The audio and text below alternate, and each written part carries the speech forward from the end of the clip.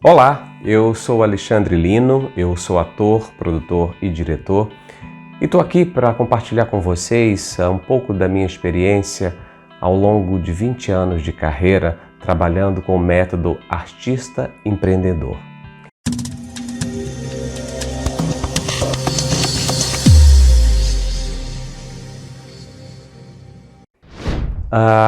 O artista empreendedor é, sobretudo, um ator ou um diretor, um artista, do modo geral, que gerencia, que conduz a sua própria carreira. Seria muito simples falar sobre isso e nós pensássemos que no Brasil quase que não há uma outra alternativa. Mas se essa for a melhor alternativa, essa que é a grande questão, será que não é mais interessante que nós possamos lançar mão da nossa própria obra?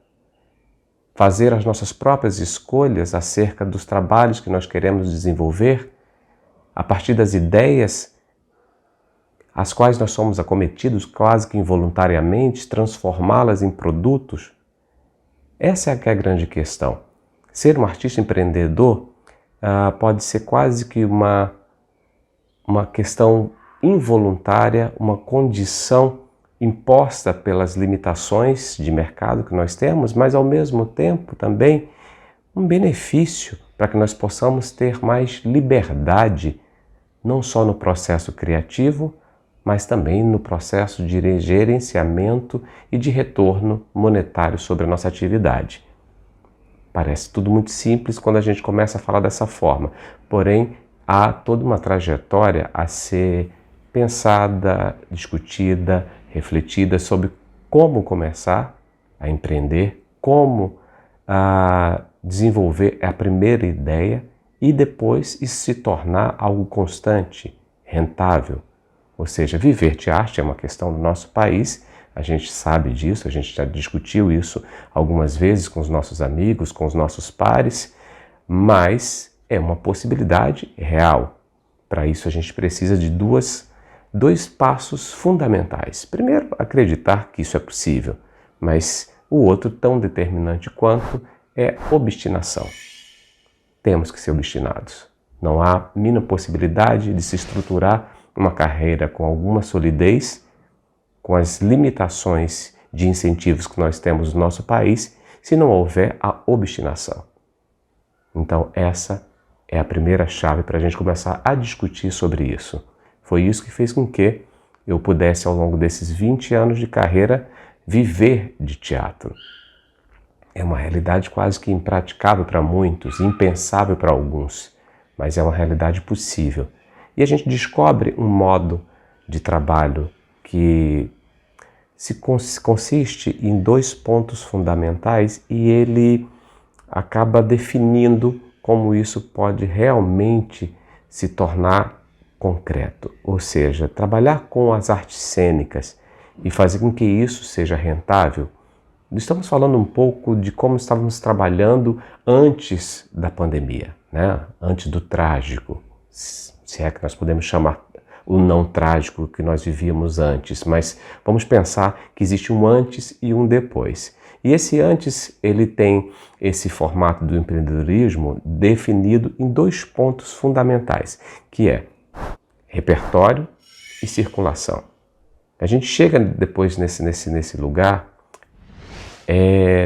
através de muitas observações acerca de grupos estabelecidos, de produtoras estruturadas, para entender que essa é a grande máxima da produção no nosso país e em qualquer país do mundo.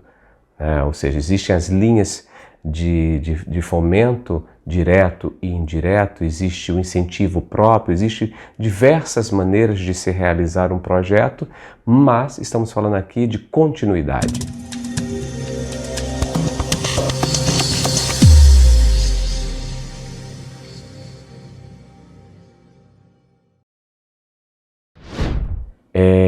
Então, o outro ponto que nós chegamos aqui, e isso para nossos primeiros passos, é que a circulação e o repertório, eles determinam que isso começa a tomar forma. Ou seja, não há como pensar numa realização sem continuidade. Não há possibilidade de uma produtora, um produtor independente ou uma artista que gerencie a sua própria obra, criar obras com hiatos muito grandes. Esses hiatos, eles fragilizam a obra original. Claro que há as excepcionalidades, que há os acontecimentos de quem consegue, com um único trabalho, percorrer quase que uma trajetória inteira. Mas isso são as exceções. Vamos pautar aqui as questões mais comuns, as questões que norteiam de forma igualitária e democrática. Vamos pensar por essa ordem. Então, a continuidade ela se aplica dentro de uma estrutura que tenha não só um único trabalho, mas diversos trabalhos. Então, há que se encontrar inicialmente qual é o tipo, qual é o conceito, qual é a ideia que norteia essa corporação, vamos chamar assim, essa estrutura, né? Ou seja, para que isso possa se repetir outras vezes. Então a pesquisa ela se torna absolutamente necessária, né? Não só a pesquisa de mercado, para que você possa entender as questões de investimentos, as questões de como administrar o teu negócio, ou seja, a sua carreira ou a sua empresa, no meu caso, uma produtora e um selo de uma companhia de teatro, mas para que o teu trabalho ele comece a ter reflexos de reconhecimento dentro da sociedade. E isso é transformado em negócio, e isso é transformado em retorno financeiro, e isso faz com que você não crie uma dependência única e exclusiva do fomento governamental, que é exatamente a nossa grande questão. Nós temos aí uma oscilação muito grande entre o estímulo e o não estímulo para o fomento da arte no nosso país. Então, essa variação faz com que seja necessário que se tenha capital próprio para investir. Nós somos, na grandíssima maioria do nosso país, investidores da nossa própria realização.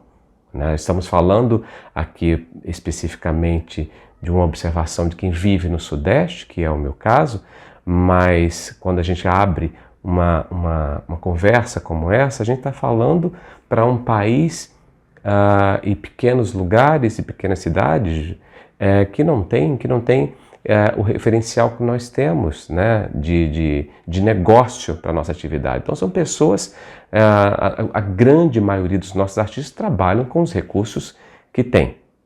Então isso não quer dizer que não se possa empreender. Muito pelo contrário, isso também é uma outra questão. Pensa-se que empreender necessita-se de capital, ou seja, de capital substancial para começar. E na verdade não. É muito mais simples, né? Nós estamos vivendo um momento onde isso fica mais evidente, a gente vai falar disso um pouquinho mais para frente. Mas, via de regra, nós fechamos esse primeiro bloco dizendo para você: a obstinação é determinante e a circulação e o repertório são fundamentais para que você possa ter uma carreira, um negócio, uma produtora sólida e que possa obter êxito. Quando eu falo de repertório e circulação, e aqui vou falar não especificamente das artes cênicas, mas vou pontuar bastante nela porque é a área onde eu mais atuo. O repertório, ele é determinante para que nós tenhamos quantidade, né? Quantidade de espetáculos, ou seja, vamos fazer uma associação, uma relação mais bruta, porém a gente vai entender melhor.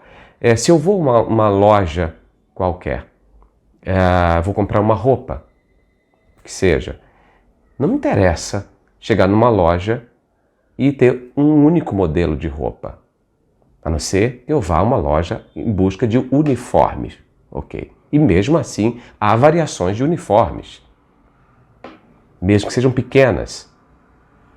Então isso se aplica também ao nosso campo, ou seja, uma empresa ou uma artista que tem exclusivamente um único trabalho, uma única tela, uma única peça, é claro que isso pode se tornar um fenômeno, um acontecimento, mas isso são exceções, são raridades. Estamos falando dentro do mercado comum a todos, naquilo que nós chamamos de democrático.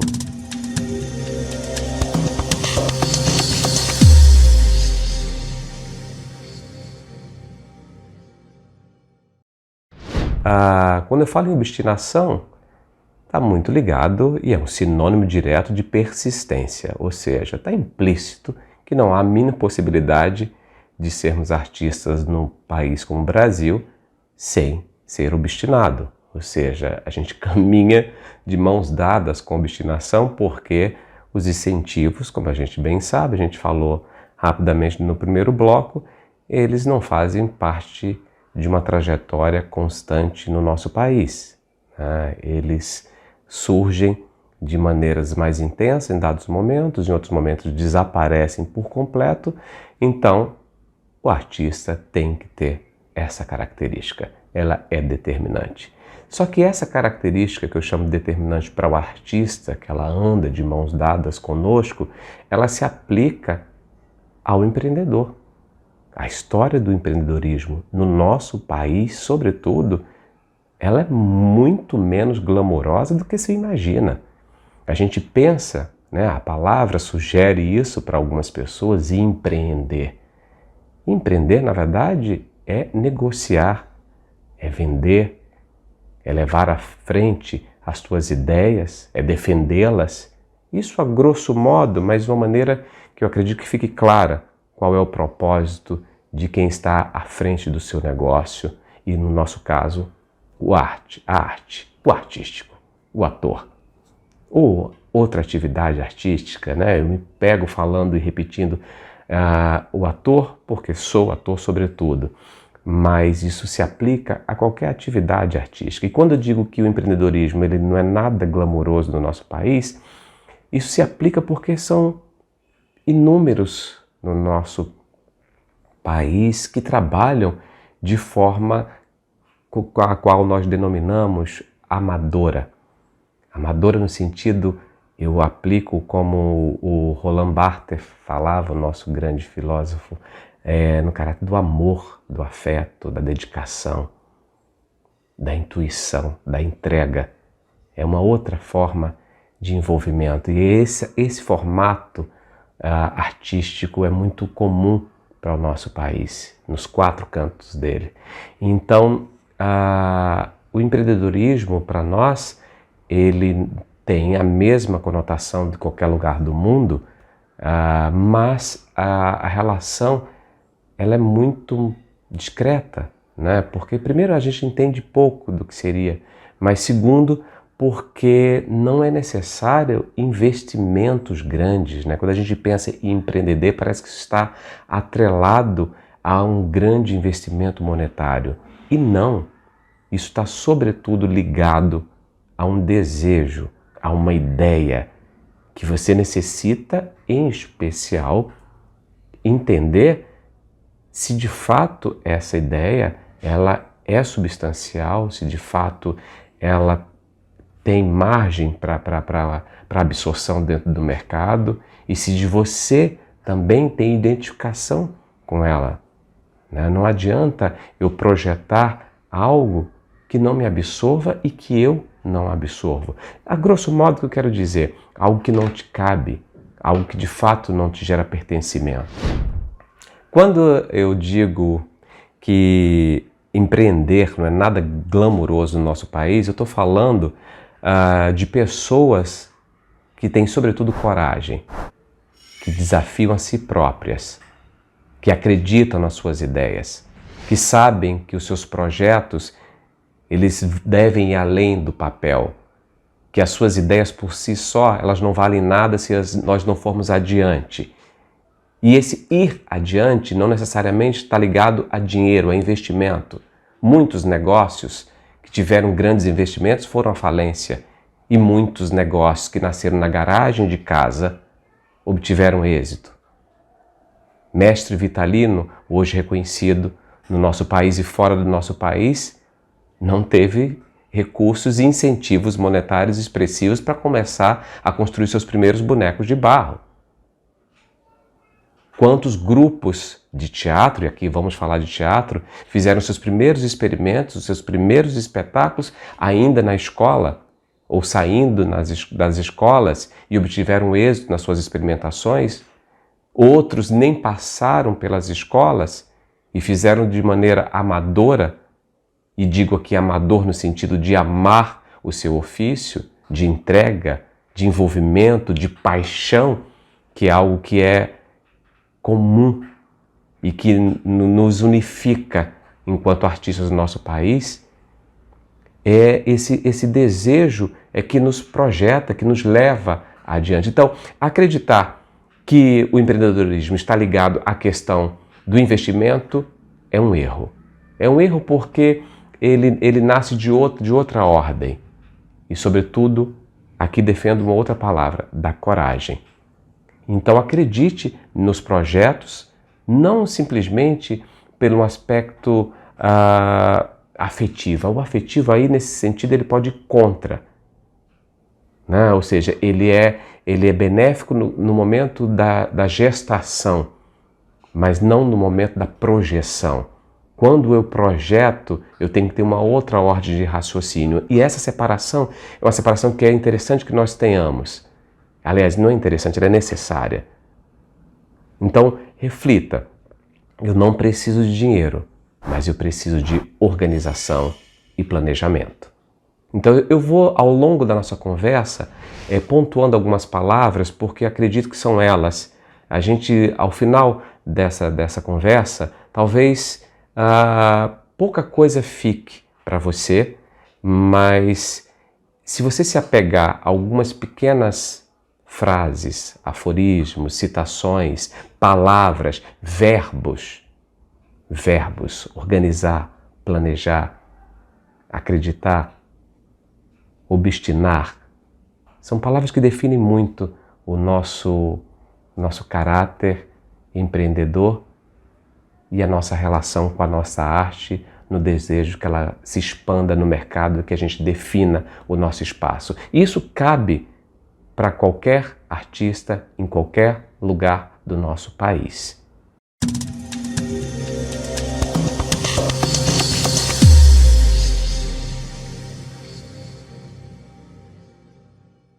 A partir dessas observações, o seu repertório vai sendo gerado e esse repertório vai criando quantidade. Voltamos aqui a um ponto interessante que nós estamos falando, quantidade. Eu necessito ter quantidade de trabalho e que essa quantidade seja qualificada, seja reconhecida. A gente tem que entender que o fato de nós realizarmos alguns projetos, e isso vai acontecer, que não obtenham êxitos, que sejam fracassos. E o Abu Janra já falava, o fracasso e o sucesso são igualmente impostores para qualquer artista. Então, não importa, realizem, aconteçam, da maneira que for, com incentivo, sem incentivo. Aqui a gente volta àquela discussão, não é o dinheiro que determina, é a obstinação que nos leva adiante. Então, pensemos no repertório em quantidade, mas em quantidade qualificada, reconhecida. E a gente sabe como isso vai acontecer. É a partir da apreciação pública e de especialistas acerca da nossa obra. E essa obra, ela deve o quê? Girar. Ela deve atender a minha demanda local, né? Óbvio, se eu estou no Rio de Janeiro, eu vou acontecer com esse trabalho no Rio de Janeiro, não necessariamente vou estrear esse trabalho aqui. Eu posso começar com a trajetória de um trabalho, mesmo sendo do Rio de Janeiro, em outro lugar. Assim você, que é de uma outra região, pode querer estrear o seu trabalho, iniciar a trajetória dele no Rio. Mas essa circulação, ela vem agregada a todos os trabalhos que você está fazendo. E essa ordem, ela vai ser diferenciada. Você pode começar um trabalho num lugar e girar por outras regiões, por outras cidades. O importante é que ao longo da sua trajetória, você vá acumulando não só a quantidade de trabalhos, como também a relação com outras praças, com outras regiões, com outras cidades, com outros profissionais. Então, essa abertura é fundamental para o crescimento, para a ampliação do teu trabalho. E esse deslocar, ele te beneficia em pontos fundamentais. Primeiro, que é outros públicos dialogarem com o teu trabalho, e você pode encontrar, inclusive, públicos que apreciem até mais que o teu público local. 2, você vai ampliar as parcerias profissionais, e isso é fundamental. Você vai, 3, criar outro campo de reconhecimento para o teu trabalho. Ou seja, um trabalho que às vezes não tem uma recepção calorosa no Rio de Janeiro, não quer dizer que o mesmo aconteça em São Paulo. E vice-versa. Um trabalho que às vezes teve um reconhecimento expressivo em São Paulo pode vir ao Rio e passar despercebido. E assim sucessivamente. Então, essa possibilidade da abertura do pé na estrada, como a gente pode dizer, ela se torna absoluta para que o teu trabalho comece a se autossustentar. Então, pensemos nisso e coloquemos em prática. Tudo que nós falamos até aqui, estávamos pautados no método de produção antes da pandemia. Isso não quer dizer que tudo que nós realizávamos, todo o nosso pensamento, ele está descartado por conta da paralisação. Em absoluto.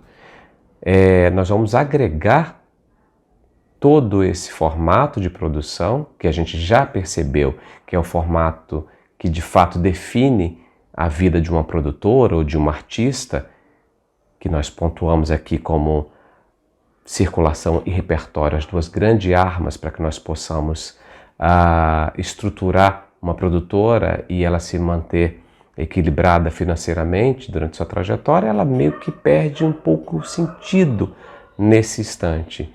Por quê? Aqui eu me coloco como um exemplo. Eu tenho um repertório considerável de trabalhos e esse repertório ele está simplesmente armazenado, paralisado. Eu não tenho o que fazer com esses trabalhos. Eu não tenho para onde viajar, eu não posso sair. Nós tivemos 2 grandes impactos. Ou seja, eu falo de repertório e circulação. Eu tenho um repertório que não pode ser usado. E eu não posso circular porque eu também não posso sair. Então, o que eu faço nesse instante? Isso foi uma pergunta que eu me fiz durante semanas. E agora? Tem um grande erro que nós cometemos quando nós trabalhávamos com os espaços abertos, com a presença do público, que era, nós trabalhávamos para construir um produto. Vamos pensar aqui no espetáculo teatral. Perfeito, claro. Esse é o nosso produto principal. Então, os nossos esforços, a nossa ideia original, nosso impulso, ele será dedicado à elaboração, desenvolvimento e estreia de um novo trabalho. Perfeito. Até aí tudo certo. Mas eu não tenho como fazer isso nesse momento. Ou temos como fazer experimentos de uma outra ordem, mas a gente vai chegar lá. O que eu quero dizer com isso é: nós sempre trabalhamos isoladamente o nosso produto. A gente nunca pensou que um espetáculo teatral, ou já pensamos, mas não colocamos em prática, que o espetáculo teatral ele é o produto principal, mas ele pode gerar uma série de subprodutos.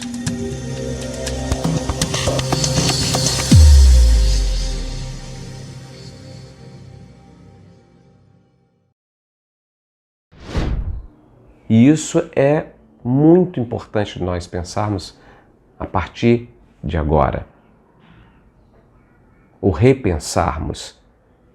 Ou seja, todas as vezes que eu, e aqui coloco a minha experiência e a minha produtora, elaborei subprodutos do meu espetáculo, sempre foi algo que agregou as finanças, a receita desse trabalho. Ou seja, em momento algum houve perda. Eu não entendo por que a gente não insiste ou não persiste nesse lugar de desdobramento do nosso produto principal. Talvez porque, às vezes, a criação e a realização se dê pela ordem da urgência. Nós temos esse impacto, né? Os editais desaparecem, os incentivos somem, então acontecem ali, às vezes, um apoio monetário simbólico, mas possível de realização, que nos chega aos 45, ou seja, que chega em cima da hora, com um prazo curtíssimo entre ensaios e desenvolvimento e estreia. Ou seja, hoje trabalhamos com 30 dias para a realização de um trabalho, o que é um período delicadíssimo. Então é difícil você, nesse meio tempo, pensar em outras possibilidades de monetizar esse trabalho criando outros produtos, ou seja, os subprodutos. Os subprodutos, quais são eles? Eu tenho alguns espetáculos que criaram uma série, por exemplo, O Pastor é um dos meus trabalhos que eu lanço livro paralelamente ao trabalho. Nordestinos, a gente lança livro paralelamente ao trabalho. Nordestinos é uma experiência muito, muito feliz nesse campo, é um livro que se esgota, inclusive de tão bem recebido que foi pelo público, além do espetáculo. Esse meu trabalho comporta que tipo de subproduto? Porque para que tipo de pessoa que eu estou levando esse trabalho? Qual seria, né, o material que agregaria à experiência teatral?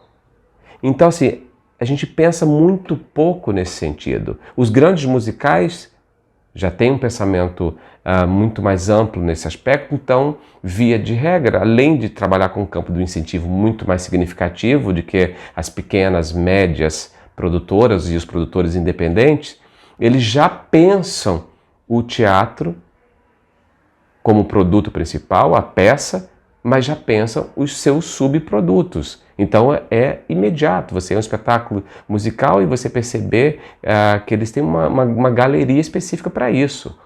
Tem um espaço reservado para vendas das canecas, dos chaveiros, dos livros, das partituras, das camisetas, dos brindes. Enfim, isso é um fator de monetização significativa. Dentro de um processo colaborativo, que é a maneira que nós trabalhamos quando não temos um incentivo, e digo incentivo, né, um projeto beneficiado com leis de incentivos ou um fomento direto, ou seja, um projeto que só teve incentivo próprio, nós trabalhamos com uma equipe colaborativa e às vezes extremamente criativa, ou mais criativa de que quem presta serviços exclusivamente. Então essas pessoas muitas vezes têm outras habilidades além do que ela está prestando naquele momento. Ou seja, os agregados dessas pessoas, os parentes, os amigos, podem fornecer material e podem produzir materiais que sejam os seus subprodutos. Então, mais uma vez, eu bato muito nessa tecla porque eu acho que ela é fundamental para a nossa realidade enquanto artistas realizadores brasileiros, de que não é o dinheiro, mais uma vez, que determina isso. Se a gente já trabalha com esse cunho colaborativo em espetáculos de pequenas montas, é completamente possível se enxergar dentro desse corpo pessoas que tenham outras habilidades ou que estejam ligadas a pessoas que tenham outras habilidades. E aí vem o caráter empreendedor. Você está formando uma cadeia de pessoas que também vão se beneficiar com esse tipo de subproduto, de produto a mais agregado ao teu espetáculo teatral. E aí sim, há que se fazer uma análise de que tipo de trabalho eu tenho e o que caracteriza ser um melhor produto a ser agregado à tua peça. Então, esse é um lugar que a gente deve sempre refletir quando a gente cria um trabalho, onde ele pode ser ampliado na sua monetização. O advento tecnológico, desde o seu surgimento, ele é uma ferramenta que as artes cênicas nunca incorporou de forma tão intensa como agora. E essa incorporação nos faz refletir sobre algo que é muito interessante para a nossa área, que é o infoproduto.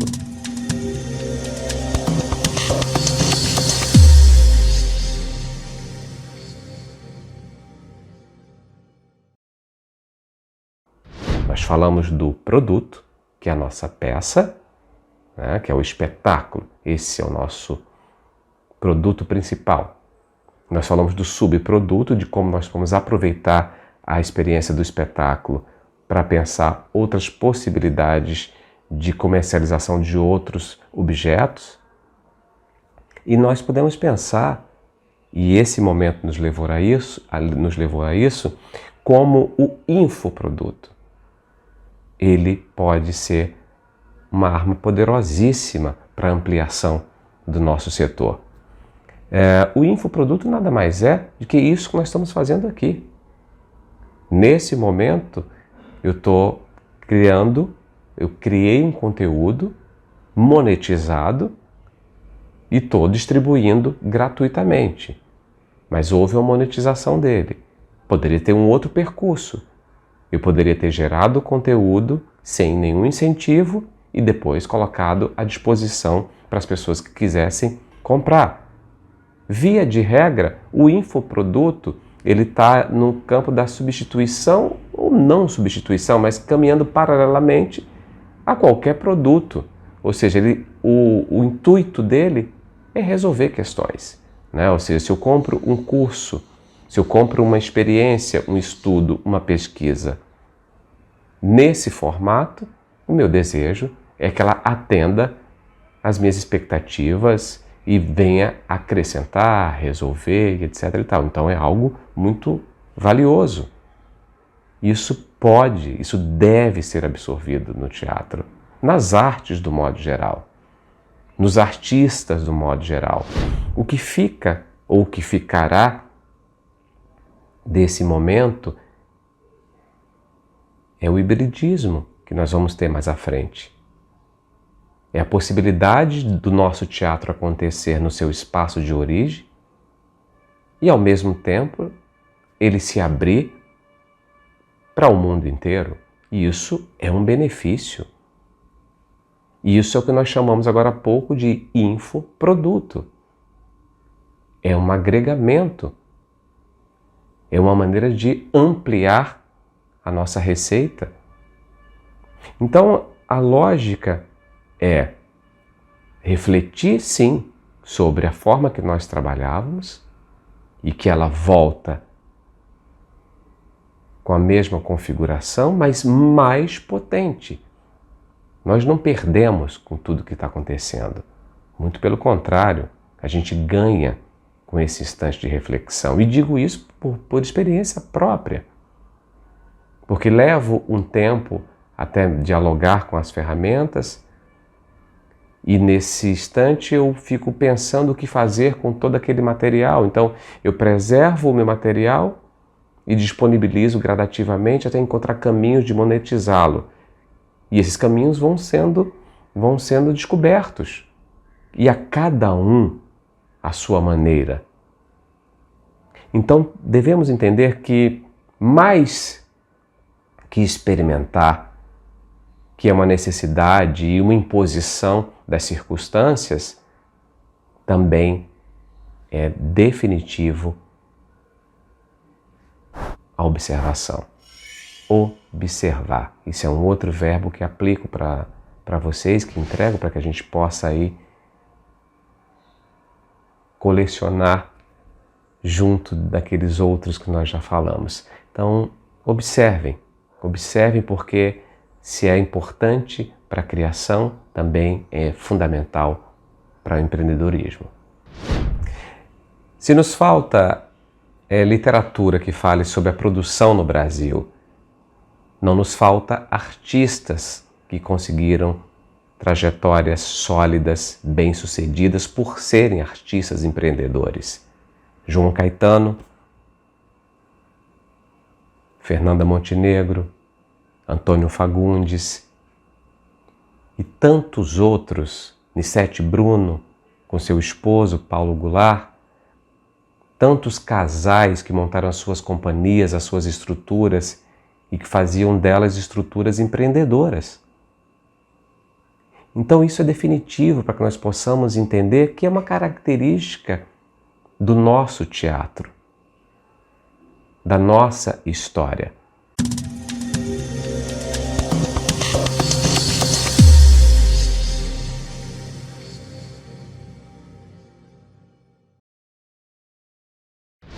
eu indico para vocês O Mundo Pós-Pandemia. É uma série de reflexões sobre o momento que nós estamos vivendo. Acho que nesse instante, quando você estiver vendo esse vídeo, pode já ter passado tudo isso, ou podemos ainda estar nesse momento. Esse livro, eu acho que é uma das obras mais importantes desse instante. Traz artistas, médicos, economistas. Então nós temos de um pensamento sobre o humor até o empreendedorismo, até a área da saúde, da ciência, da tecnologia. E eu acho que nós artistas devemos transitar.